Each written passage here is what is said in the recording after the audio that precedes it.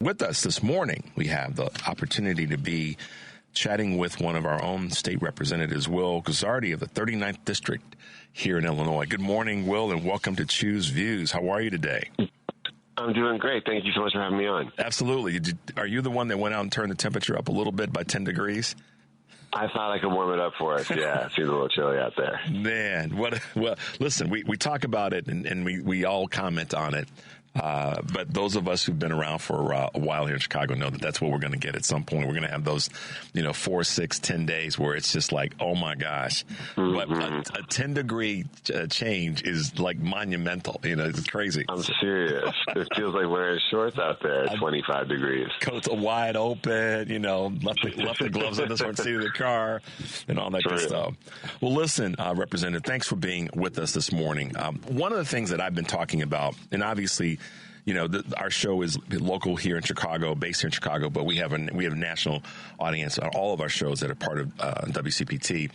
One of the things that I've been talking about is the impact and the importance of local issues and how those local issues impact things that happen on a statewide, regional, and national basis. And in some cases, has some international impact.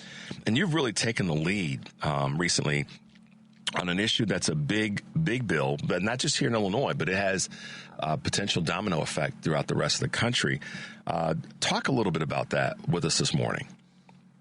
Yeah. As a state legislator, we work on a lot of issues and subjects, and the one that I wanted to talk with you about this morning has to do with decriminalizing adult consensual sex work. Now, this is a topic that people may not have thought a lot about and may have some preconceived notions about, but I think it's a really important one for us to dig into because, Illinois has for a long time been a leader in legislating bodily autonomy, that consenting adults can do what they want with their bodies without government interference. That's a premise that we hold really firm, and it's going to be one that's very important to reaffirm for us, in the coming years.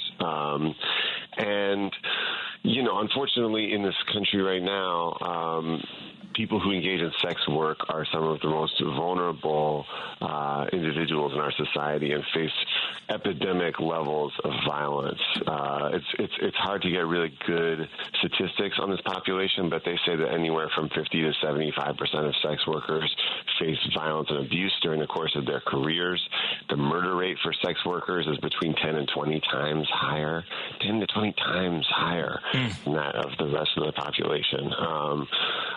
And it's because their work is forced into the shadows, that they're not able to vet clients, to meet clients in safe places, that when clients are potentially violent, they don't want to reach out to law enforcement because they're worried about the consequences for them, because sex workers are predominantly low income, predominantly people of color, much more overrepresented by the LGBTQ population. So they're afraid to call the cops because of the legal consequences for them. So when a client threatens them, they just, too often are unable to find safety and protection. So what the community of sex workers here in Chicago and around the country has said is that the thing that will keep them safe is decriminalizing adult consensual sex work. Trafficking is still wrong and unacceptable and should be illegal. Coercion, but an adult who willingly says, the choice that I'm going to make of how I'm going to make my money in this world is by, exchanging sex for money, and they're doing that with other consenting adults. Government has no business getting in between that decision. Well, first of all, thanks for leaning into that and giving us a little bit more spotlight on the conversation.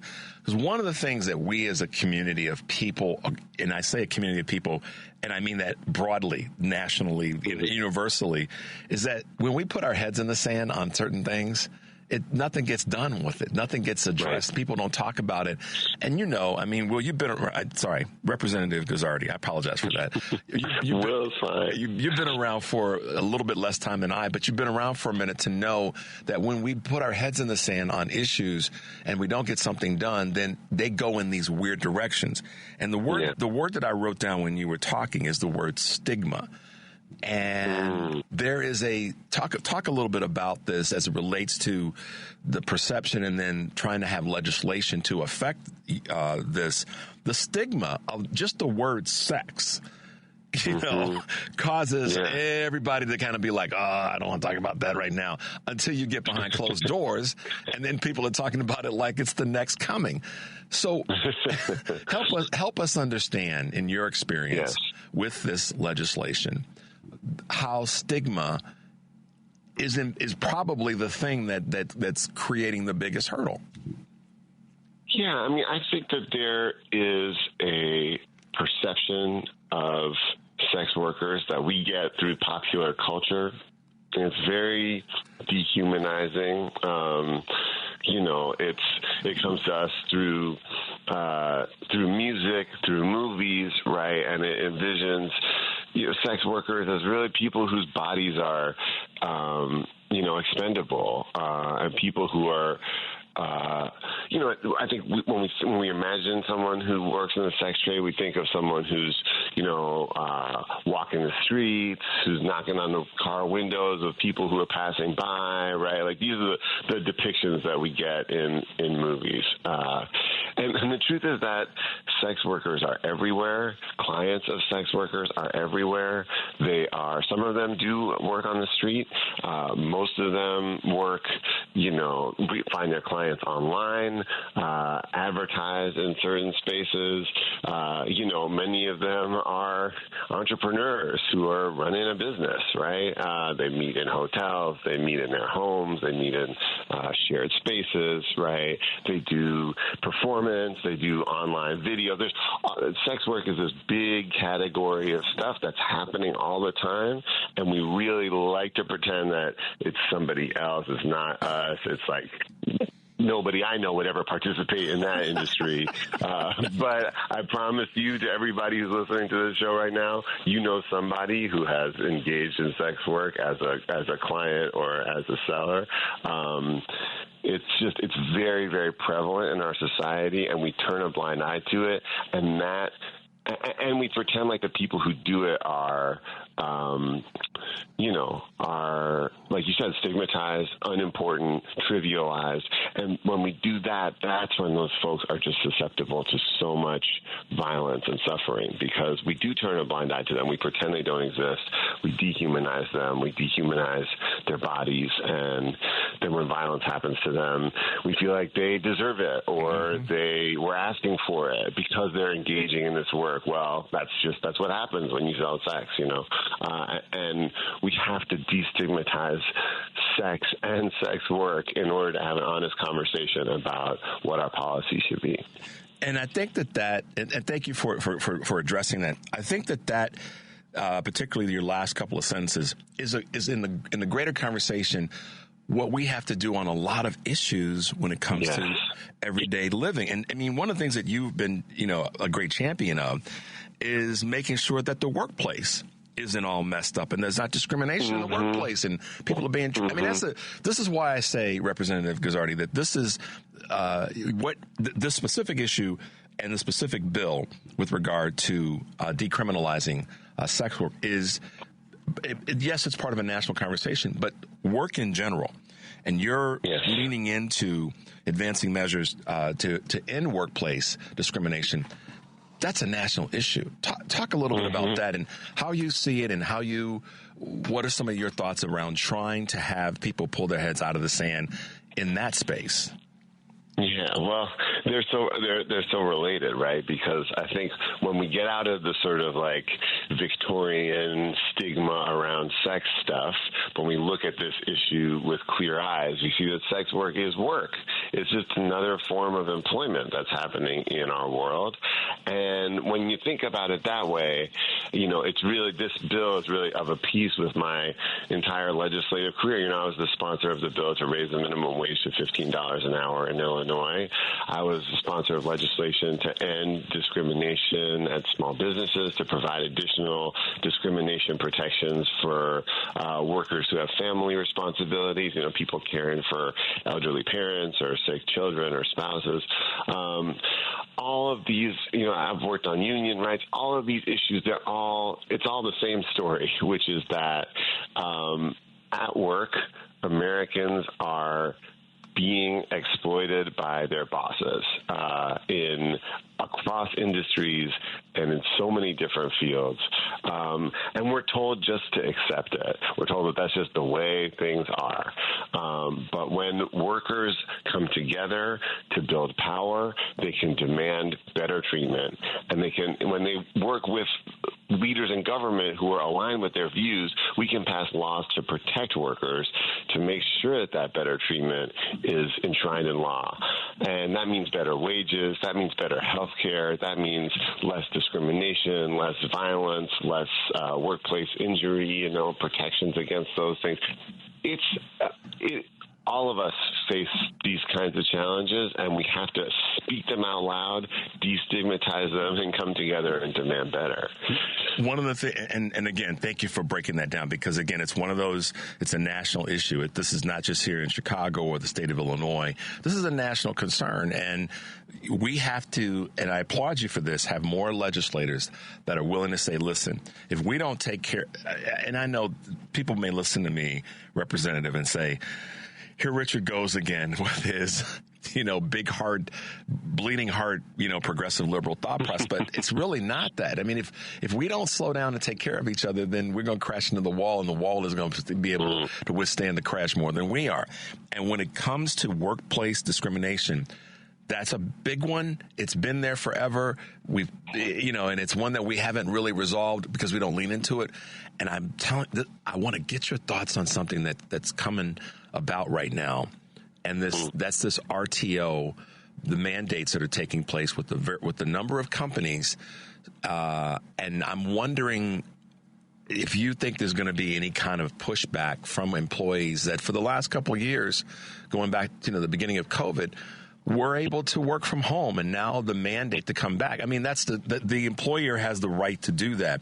But do you see that there's going to be any, larger pushback from employees that have changed their lifestyle that now have to probably do that again in terms of coming back, being forced back to work, back to the office, I should say?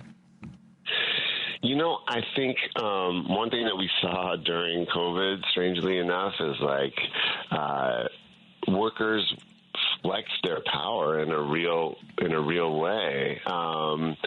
That, for instance, in low wage jobs, you saw the fast food chains posting openings at much higher wages than they had because they said, oh, no one wants to work. So we had to pay people $18 an hour. Well, that's a reflection of workers demanding better treatment on the job and saying, I refuse to take a job that pays me $9.50, right? And I think, that sort of slowly awakening, for lack of a less charged way of saying it, class consciousness among the working class. Of saying, wait a second, the bosses have been manipulating us and pushing us around, and actually, if we just demand better, they have to give it to us. I think that has woken up a lot of people in this country, and you see the rise of unionization after decades of decline. All of a sudden, people across new sectors, even in some white-collar industries are starting to think, man, we should really form a union because that's how we get things better, right? So I think this return to office stuff really is going to be another instance where the workforce is going to have the opportunity to decide how to react to it, right? It's not just the bosses say it and then it happens. If people say, well, I'm not going to work at a company that forces me to go into the office if I don't want to, I think you might yet again see, not a coordinated effort or a national strike or anything like that, but just workers across the country choosing, opting out of that kind of work and demanding that their employers provide them these different opportunities. And I think that big employers are going to have to respond to the demands of the workforce. We've seen that over and over again in the last several years. I'm excited to hear that, and optimistically, I'm leaning in your direction in that space, because that just improvement, that collective energy just improves it for everybody, and that's not a bad thing. That's a very good thing. So some of the issues that I want to read to you guys that Representative Guzzardi is behind and really leans into. I just want you guys to hear this for a second. An economy for everyone, stable housing for everyone, health care for all, justice for all, great public education, true public safety, ending corporate greed, ending systemic racism and oppression, a budget for the future of Illinois, action for the future of the planet. Those are some lofty but very important. Lofty is not a negative word. Let me make sure that people understand. I'm not being negative. Those are some lofty, as we should have, goals that that you're standing behind, or issues, I should say, that you believe in. And as we kind of wrap up, I know that people want to. We've had a really interesting week. I just share this story with you if you didn't already hear. We had an organization leader on yesterday, local, right here in Chicago, Blessings in a Backpack, national organization, local managing director. Person listening to the show heard us talk about what this local group is doing. They called them up and made a donation. It doesn't get any more direct and real than that. And so for you, with the bill that you propose, and hopefully this legislation is going to be there to protect sex workers, or those that are in the sex working business, gets through, what are some other things that you have with the laundry list of the things that are your issues? What are some of the things that you have on your dartboard that you're working toward as we go forward in 2025? Yeah. One, you mentioned housing.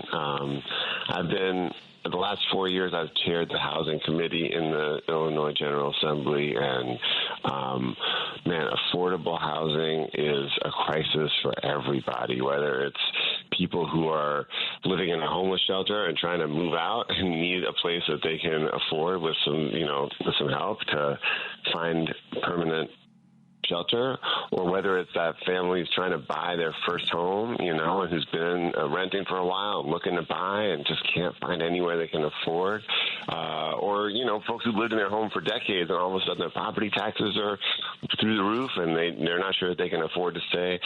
It is a challenge for everyone, and so I have my big goal on that.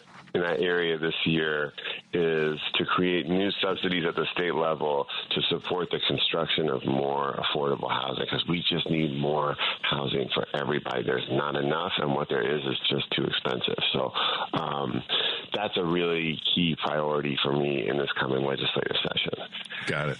That's it. Well, and that's something that it's like drinking water. We all need it. We all have to have it to survive. Yes. And at some point, I want to talk to you again about housing. And I've got this, people have said, Richard, you're crazy in this thought. But I've got this thing in my head, Representative, that is, we have a lot of vacant structures in the city of Chicago. See, I know we'll have you back and we'll talk about this, and maybe we'll do a pre-record. But I just look at that, and I'm driving around the city of Chicago, and I'm like, man, there's folks that are homeless or houseless or whatever the phrase is people want to use. That how come we can't get them in there? What am I missing? And I'm going to tease you with that, and then maybe give it a couple of weeks, and then you and I will have an offline conversation, and then we'll do something and talk about this, because it's a big deal for me. Housing and people having a place to be is so important to me, and I'm so thankful that you're leading the charge in that space. Do us a favor. Let folks know how they can find you, how they can check up on you, how they can get involved with you as one of our state representatives. Sure. You can just go to willguzzardi.com. It's Guzzardi.